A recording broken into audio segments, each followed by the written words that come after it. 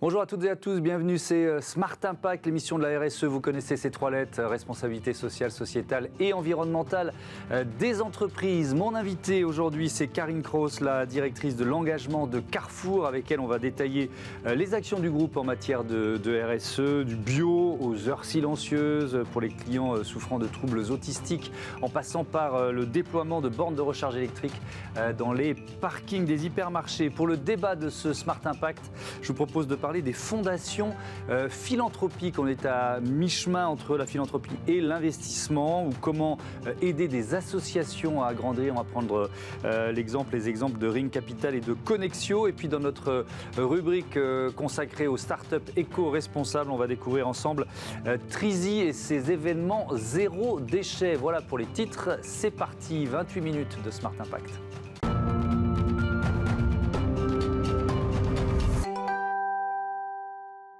Bonjour Karine Kroos, bienvenue. Vous êtes donc la directrice de l'engagement du groupe Carrefour. En janvier 2018, il y a le plan Carrefour 2022 qui était lancé. L'ambition, c'était mettre le bien manger à la portée de chacun.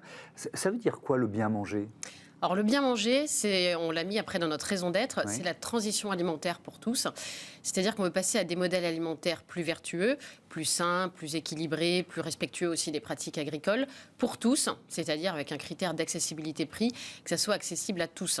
Et donc c'est ça notre raison d'être, qui s'appuie sur un historique assez fort chez Carrefour, parce que parfois on l'oublie un peu ou on ne le sait pas, mais Carrefour est positionné depuis longtemps sur ces sujets de bien manger.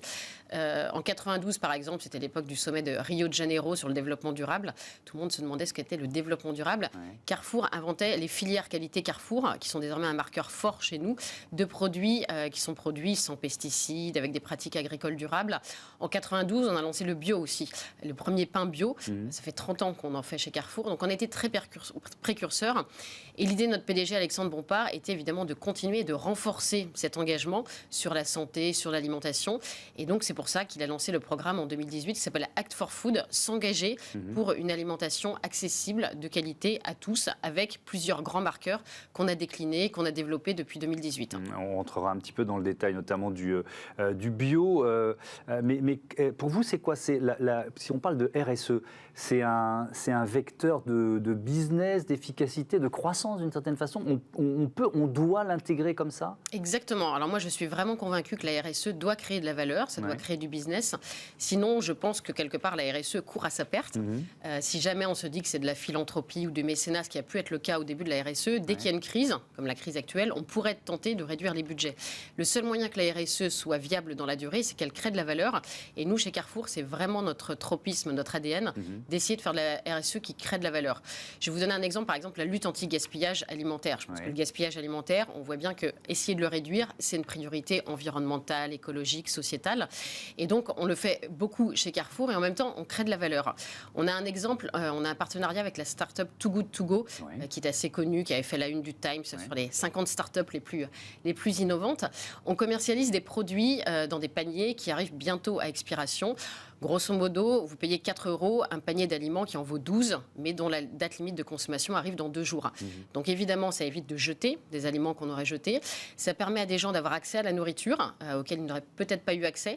On a des paniers viande, par exemple, maintenant. Il y a certaines personnes qui peuvent y avoir accès.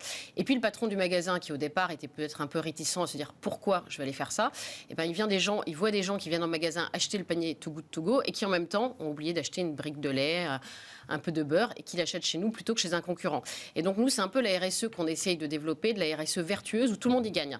La planète et l'environnement, le client qui a accès à une offre auquel il n'aurait peut-être pas eu accès, et puis le patron du magasin. Parce que quand on parle de RSE, il faut toujours penser qu'on a des opérationnels chez nous, il faut les convaincre, et il faut qu'ils voient un avantage à déployer des politiques RSE. Et c'est comme ça qu'on a conçu un peu tout notre programme Act for Food et de transition alimentaire, d'essayer d'embarquer tous nos patrons de magasins qui sont vraiment la clé du succès chez nous, avec des initiatives qui leur ramènent des clients au magasin. C'est intéressant parce qu'on est vraiment dans le principe de réalité qui vaut aussi pour le bio. On s'est rendu compte depuis peut-être 1 an et demi, 2 ans, qu'il y avait un petit coup de frein sur certains produits. Ça a été vrai par exemple sur le lait bio qui a perdu des parts de marché au bénéfice du local. Est-ce que c'est une tendance générale, ça ?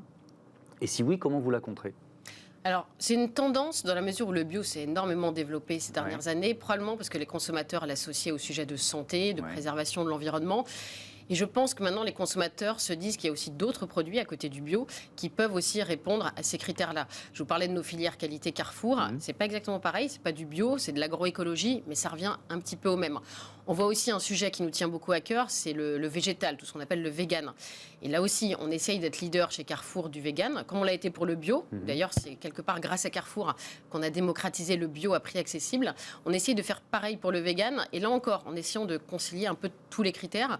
L'alimentation végétale, c'est un impact énorme sur le climat, puisqu'évidemment, tout le monde sait que ça produit moins d'émissions de gaz à effet de serre. Il y a beaucoup d'études qui disent que si on réduit un tout petit peu la part de viande dans son alimentation, on peut gagner quelques années d'espérance de vie.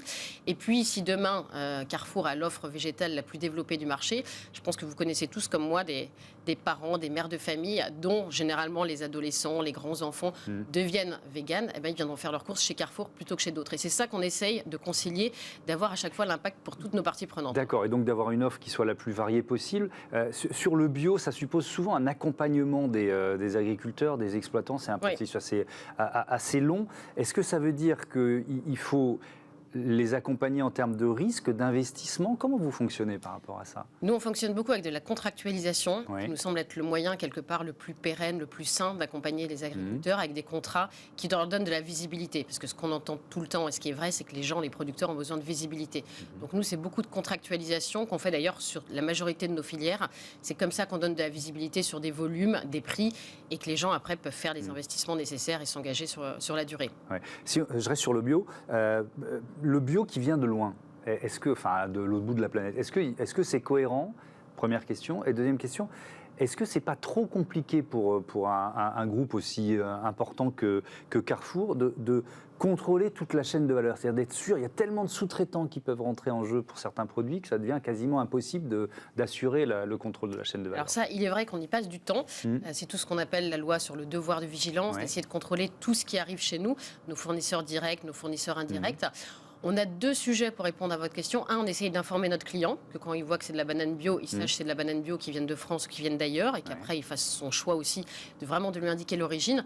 Et puis nous, surtout, on passe beaucoup de temps sur nos matières premières qu'on appelle sensibles, le cacao, le bœuf, le soja, pour essayer vraiment de remonter le plus haut dans la chaîne de valeur et d'essayer de tout tracer.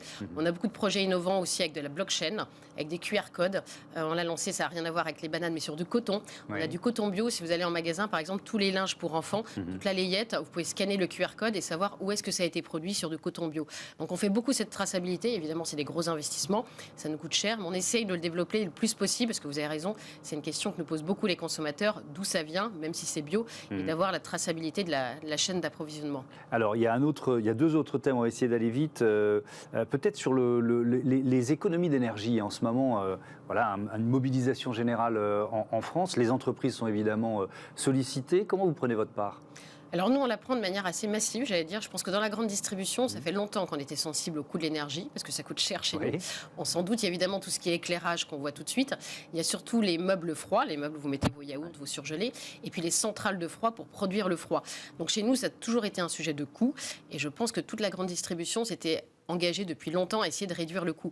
Donc c'est peut-être difficile de faire des économies supplémentaires si vous en faisiez déjà pas mal. On en faisait déjà. C'est pour ça qu'on a pu se mobiliser assez tôt. Donc chez Carrefour, on a signé dès mi-juillet une charte avec EcoWatt, qui est devenue assez connue depuis.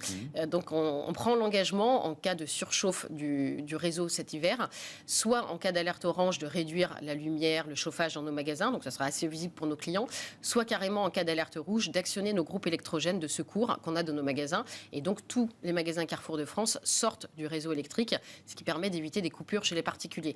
Donc ça, on avait déjà quelque part l'infrastructure, les réflexions sur le sujet. Et puis surtout, notre PDG Alexandre Bompard a annoncé à fin août qu'on allait augmenter les investissements pour rénover nos centrales froides. Donc c'est les fameux meubles qui produisent le froid pour les surgelés. C'était quelque chose qu'on avait déjà en tête, mais qu'on va accélérer pour essayer, là encore, de réduire les économies d'énergie. Donc nous, c'est vraiment quelque chose qui nous tient à cœur et puis qui est central dans nos magasins. Vous parliez de baisser la lumière, ça m'offre la transition vers ces heures silencieuses audacieux, ce que vous proposez dans certains de vos magasins. Démarche inclusive, ça s'adresse aux personnes notamment qui souffrent de troubles autistiques, mais pas seulement. Alors c'est quoi? Il y a moins de bruit, il y a moins de lumière? Exactement. Alors c'est une initiative qui nous vient d'Argentine. Un patron de magasin avait un enfant autiste. Il s'est rendu compte qu'en baissant la lumière, en réduisant surtout le son, son enfant pouvait venir faire les courses. Ça s'est déployé en Argentine, et puis on l'a rapatrié. Maintenant, on le fait dans tous les pays du monde. Donc 2 heures par jour, ou parfois plus dans certains pays. On réduit la lumière, on réduit le son, et c'est notamment des enfants qui ont un trouble autistique qui peuvent revenir en magasin. Et ce que vous dites en effet est vrai, c'est que ça plaît beaucoup évidemment aux familles d'enfants autistes, mais aussi de manière universelle. On entend beaucoup parler autour du handicap de la conception universelle. Généralement, on essaye de prendre en compte un problème, une difficulté liée au handicap pour que nos magasins soient plus inclusifs. Et en fait, on se rend compte que ça plaît à toute une série de personnes. Et c'est une initiative très plébiscitée. Et on continue sur cette lancée. On réfléchit, on a un partenariat avec Autisme France. On réfléchit aussi à faire des espaces calmes, des petits espaces qu'on pourrait faire à l'entrée des magasins pour justement avoir un petit peu un sas de décompression. Vous avez dû voir, il y avait une journée paralympique à la Bastille samedi, en lien avec les JO 2024, dont Carrefour est partenaire. Et on a testé cet espace calme et ça a beaucoup plu aux gens qui venaient le tester. Donc voilà, et ça plaît pas que aux gens qui sont concernés par le handicap qu'on essaye de prendre en charge. Et ça plaît un peu plus. Et voilà, c'est ça qui nous fait plaisir. C'est quelque chose d'une forme de conception universelle qui va au-delà du handicap. Merci beaucoup. Merci Karine Cross. À bientôt sur Bismart. On passe à notre débat, à la découverte des fondations philanthropiques.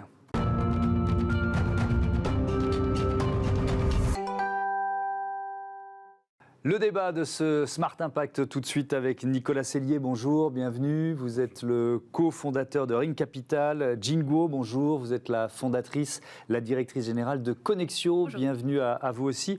Allez, je commence avec vous. C'est quoi Ring Capital? Alors, Ring Capital, c'est simple, c'est un fonds qui finance et accompagne des entrepreneurs, mais les entrepreneurs qui ont choisi de développer des solutions qui répondent aux grands problèmes environnementaux ou sociaux du monde d'aujourd'hui. Ouais, donc on peut dire un fonds impact. Un fonds impact, c'est ouais, souvent tout à le fait, terme qu'on emploie. Et au sein de Ring Capital, il y a Ring Foundation. Alors là, on est un peu dans un modèle hybride. C'est entre la philanthropie et l'investissement, c'est ça? Ouais, hybride, mais en fait assez cohérent. Oui.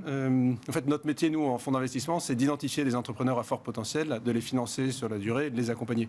Et on s'est dit que ce qu'on fait pour des sociétés, des startups, des entreprises en croissance, on pourrait le faire aussi pour des associations. Les associations ont autant besoin, voire plus de financement que des startups ou des scale-up.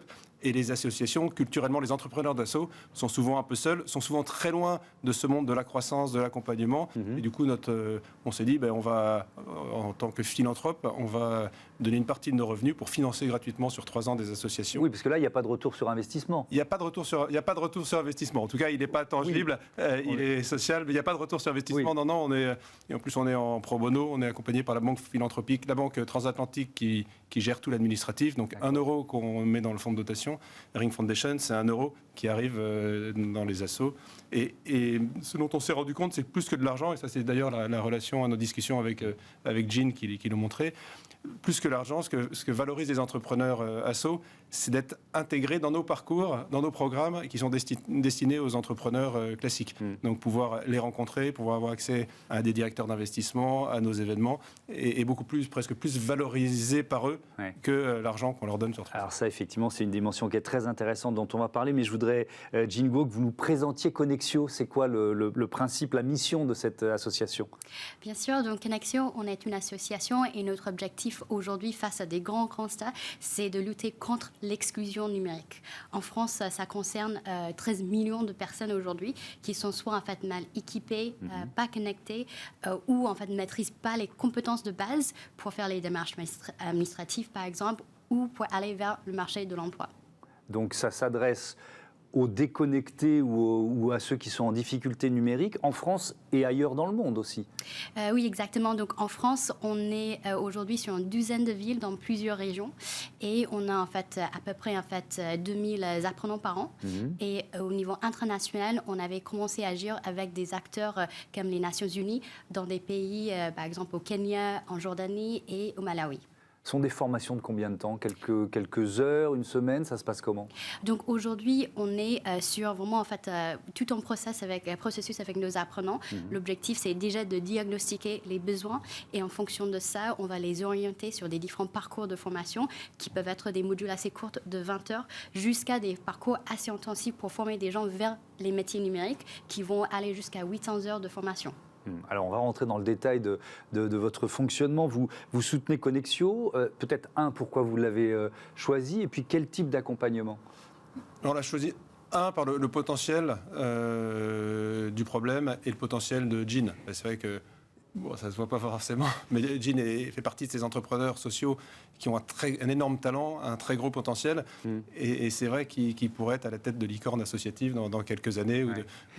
C'est marrant ce que vous dites, parce que c'est la même grille de lecture qu'avec un ou une patronne de start-up. Vous dites qu'il y a du potentiel, ça peut devenir une solution qui va se développer dans le monde. Enfin, vous appliquez un peu la même grille de lecture? C'est exactement la même grille de lecture, sauf que quand on aide des réfugiés au Malawi ou quand on aide des gens qui sont très éloignés des métiers du numérique à former, il n'y a pas forcément un business model économique. Le potentiel est énorme, le talent de l'entrepreneur est souvent bien supérieur, mais c'est vrai que nous on se dit il manque à ces entrepreneurs et ces potentiels de quoi devenir des Google, des licornes, faire émerger des très jeunes associations prometteuses pour qu'elles prospèrent et qu'elles aient un impact très fort. Et c'est ça modestement à notre partie, qu'on a ciblé, qu'on les aide à faire. Ouais, et c'est là que votre accompagnement rentre en jeu. Qu'est-ce que ça vous apporte, le soutien de Ring Foundation? Donc déjà, je pense qu'on est très très chanceuse de faire partie des structures qui sont accompagnées par Ring. Et pour moi, je pense que aussi, ce qu'on voit, c'est les enjeux sur lesquels on travaille comme entrepreneurs sociaux sont énormes. C'est gigantesque sur les années à venir.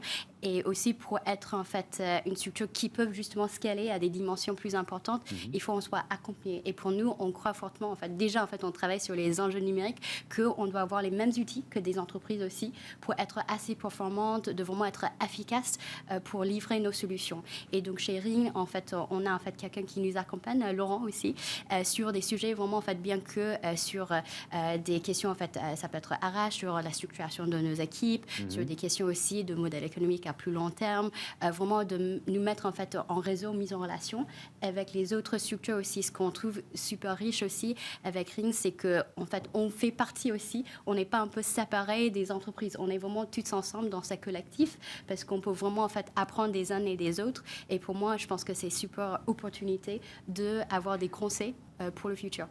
Mais ça veut dire que vous vivez comme un entrepreneur, une entrepreneuse au sein d'une association. C'est-à-dire que pour vous, c'est les mêmes leviers qu'il faut activer pour que cette association passe à l'échelle, grandisse. Oui, tout à fait. Je pense que je suis assez convaincue aujourd'hui. On doit être équipé. Je pense que quelquefois, pour les associations, on n'a pas quelquefois les mêmes outils, les mêmes ressources aussi.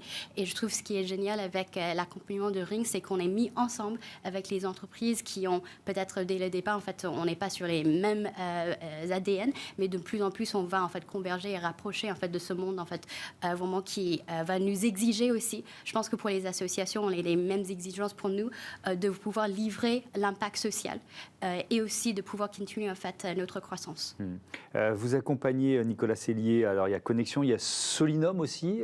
C'est quoi Solinum? Solinum, c'est une association qui met à disposition des riverains des outils numériques pour aider les gens de la rue à s'en sortir. Ça pourrait être une cartographie des dentistes qui opèrent dans l'urgence près de chez vous. Donc c'est aider par le numérique les gens de la rue à mieux vivre.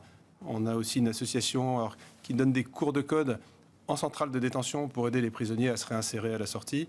Et on a une quatrième association qui est l'association Entourage, aussi, qui est dans la relation entre des voisins, des riverains et des gens de la rue pour les aider à interagir, pour aider à apporter un lien social entre les gens de la rue et leurs voisins. Ouais. Il y a une dimension de mentorat, c'est du mécénat d'entreprise aussi. Il y a plein de catégories différentes dans lesquelles ça pourrait rentrer. Pour les salariés de Ring Capital, c'est quoi? Ils donnent de leur temps. Là, vous parliez de Laurent, par exemple. Comment alors les salariés, on a deux types de salariés. On a les directeurs d'investissement. Donc chaque association a un directeur d'investissement, c'est Laurent en l'occurrence, Geoffroy, mon cofondateur, accompagne Entourage, accompagne l'association comme il accompagnerait une société du portefeuille. Et ensuite, on a aussi des experts, ce qu'on appelle des operating partners sur les sujets RH, sur les sujets stratégie, sur les sujets sustainability, sur les sujets vente et marketing, qui eux sont à disposition pour aussi aider ces associations, comme disait Jean tout à l'heure. Les sujets RH, ils sont très compliqués dans une association, qui n'ont pas forcément les codes pour grandir.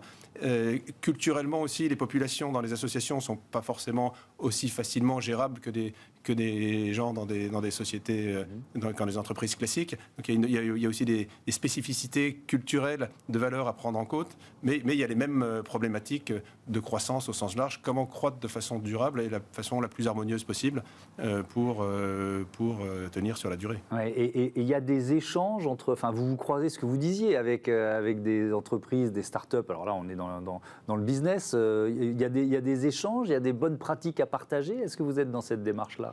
Oui, je pense qu'il y avait plusieurs rencontres. Donc, on est invité en fait à des soirées. Il y a des dîners aussi en plus petits groupes. Et je pense que là, c'est une occasion pour nous d'échanger avec d'autres startups de portfolio et juste en fait demander certains conseils. Je sais qu'il y avait aussi en fait une groupe qui était lancée aussi pour des femmes aussi, pour vraiment travailler en fait sur des femmes leaders aussi.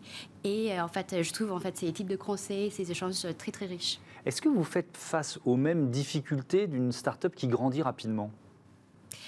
Je dirais il y a beaucoup des challenges, comme Nicolas évoquait, qui sont similaires. Ouais. Dans en fait, comment en fait, on projette dans le futur. Il y a quand même si en fait, on n'est pas sur les mêmes types de modèles économiques, on a quand même des enjeux pour grandir et dans une manière très durable. Il y a aussi des enjeux aussi sur comment en fait, on va avec la croissance aussi. Si en fait, on a une offre de formation, ça peut être un produit, comment on va travailler sur la croissance aussi et garder cette identité en fait, de notre offre, notre ADN, le corps de nos activités. Donc, je pense que dans plusieurs manières, je pense qu'on a les mêmes enjeux, surtout en fait, quand on parle de projection dans le futur, la croissance de nos activités.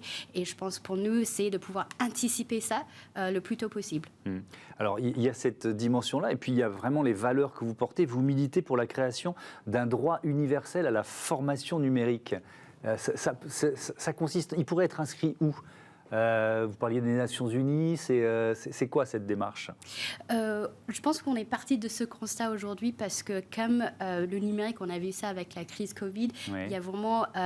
c'est très difficile de en fait pas avoir en fait recours en fait des enjeux numériques dans notre vie quotidienne, dans notre vie professionnelle. Et donc pour nous en fait 7 siècles, on pense en fait le droit en fait de voir en fait un droit à un langage numérique est très important pour participer dans la société à large. Et ce qu'on voit avec nos publics, nos talents en fait qui sont en France mais au niveau international, c'est sûr qu'ils n'ont pas le même niveau en termes d'accès à ces opportunités. Et donc ce qu'on voit aujourd'hui, c'est que peut-être pour des personnes qui sont salariées en France, on a le CPF, on peut participer à certains dispositifs de formation, mais malheureusement pour des personnes, par exemple des personnes réfugiées qui viennent d'arriver en France, qui n'ont pas encore ces droits, ils n'ont pas les dispositifs et recours facile à ces accès. Et donc ce qu'on veut proposer justement et sur lequel en fait on parle aussi à différentes occasions, c'est ce droit universel parce qu'on croit en fait fortement l'inclusion numérique, c'est aussi l'inclusion socio-économique pour tout le monde. Merci beaucoup, merci à tous les deux d'être venus présenter voilà, cette idée de fondation philanthropique avec un cas aussi précis et passionnant que celui de Connexion. À bientôt sur Bismart. C'est l'heure de Smart Ideas, objectif zéro déchet, vous allez voir.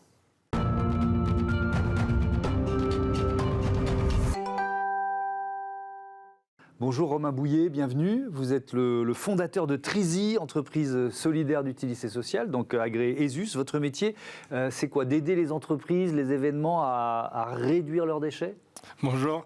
Effectivement, notre métier, c'est d'imaginer, concevoir, créer des outils de sensibilisation à la réduction des déchets qu'on propose notamment aux collectivités locales, donc aux communes, aux agglomérations, aux métropoles, pour qu'ils puissent accompagner leurs habitants dans cette gestion et réduction de leurs déchets au quotidien. Donc vos clients principaux, ce sont les collectivités locales aujourd'hui ? Exactement. Il y a des entreprises aussi qui peuvent être intéressées par les solutions Trizy.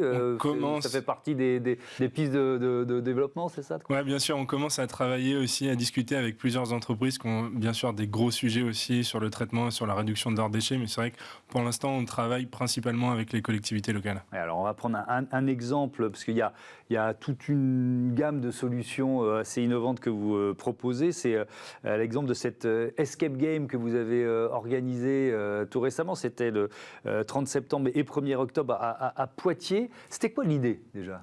L'idée, c'était de proposer un événement ludique et vraiment différent pour toucher des joueurs, des participants, des habitants qui ne sont pas forcément déjà sensibilisés au développement durable, à la réduction des déchets, et aller les toucher à travers cet événement, cet escape game dédié à la réduction des déchets, et puis leur faire passer des bons messages, des bonnes pratiques pour qu'ils puissent changer leurs petits gestes chez eux au quotidien. Alors, ça se passait comment ? C'est comme un escape game, c'est-à-dire on joue par équipe, il y avait des énigmes à résoudre, c'était en balade dans la ville, dans un lieu précis. Qu'est-ce que vous aviez imaginé ? Ouais, il y avait tout ça en même temps. Ouais, c'était un petit peu tout ça. Alors en fait, pour remettre un petit peu de contexte, nous on travaille déjà avec Grand Poitiers depuis 3 ans, depuis les débuts de Trizy, avec la communauté urbaine de Grand Poitiers, avec qui d'ailleurs on a créé notre premier outil, qui est un outil digital, qui est en ligne sur le site internet de Grand Poitiers, pour guider les habitants sur le tri, sur la réduction des déchets, pour leur faire découvrir les acteurs locaux de l'économie circulaire, sur tous ces sujets-là.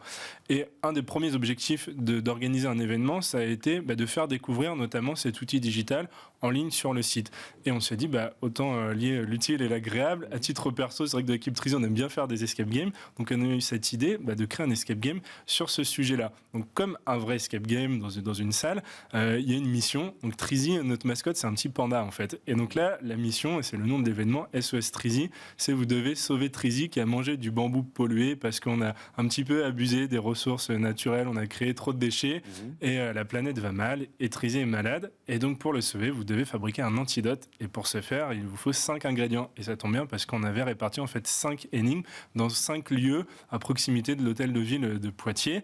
Et les joueurs se déplaçaient de lieu en lieu justement pour résoudre les différentes énigmes et créer l'antidote qui sauvera Trizy. Ouais. Ce principe de l'escape game, de la pédagogie ludique en fait, parce que c'est vraiment ça, vous le proposez à d'autres collectivités peut-être moins ambitieux que celui-là, un petit peu partout toute l'année. Est-ce que c'est votre produit de base en quelque sorte ? En fait, ça devient un petit peu un produit d'appel finalement, parce que alors on a différents formats. Là, c'est vrai que c'était un gros format événementiel. On a eu beaucoup de communication, on a fait les choses, on va dire, en grand avec Grand Poitiers. On a d'autres outils qu'on a créés, notamment un escape game mobile, donc là qu'on peut facilement déplacer dans le format d'une poubelle, d'un container de poubelle qu'on a tous chez soi, où là on a fait des trappes, des accès, des mécanismes, tout un peu connecté. Et donc ça, c'est quelque chose qu'on peut déplacer assez facilement. Il y a 3 semaines, on les a déplacés par exemple à Toulon, juste dans la métropole de Toulon, dans la ville de Hyères, dans le cadre d'un événement autour du développement durable. Ils nous ont sollicité justement pour animer des sessions d'escape game mobile sur la réduction des déchets. Donc on s'adapte aussi un petit peu aux contraintes des collectivités, aux différents formats. Donc soit on vient se greffer sur un événement existant, soit on est l'événement en soi avec quelque chose d'un peu plus ambitieux. Trizy, c'est quoi ? Il y a aussi un chabot pour apprendre à réduire nos déchets, c'est ça ? Exactement, c'est le module digital dont je parlais tout à l'heure, donc un robot conversationnel, donc un chatbot qu'on va déployer sur les sites des collectivités avec l'ensemble de l'information qui est liée directement ou indirectement aux déchets. Donc on va dire le basique, où est-ce que jette mon pot de yaourt, bac jaune, bac bleu, bac noir, etc. Mais l'idée, c'est d'aller plus loin et pour chaque déchet, de pouvoir donner le bon geste à faire, soit la manière de consommer un petit peu différemment pour éviter de produire ce déchet, soit une fois qu'il est produit, essayer de prolonger sa durée de vie et faire en sorte qu'il devienne un déchet le plus tard possible. Et ça passe notamment par l'économie circulaire, le réemploi, la revente, le don, la réparation. Et ça, c'est porté par plein de structures qui sont présentes sur l'ensemble des territoires, les petits comme les gros territoires. Donc notre mission, c'est aussi mettre en avant tous ces acteurs-là, toutes ces structures-là qui sont présentes sur l'ensemble des territoires français pour les valoriser et pérenniser ces structures. Merci beaucoup Romain Bouillet-Bonvent à Trizy. Voilà, c'est la fin de ce numéro de Smart Impact. Je remercie très vite Louise Perrin, Lily Zalkin, Théo Boscar et Saïd Mamou. Salut.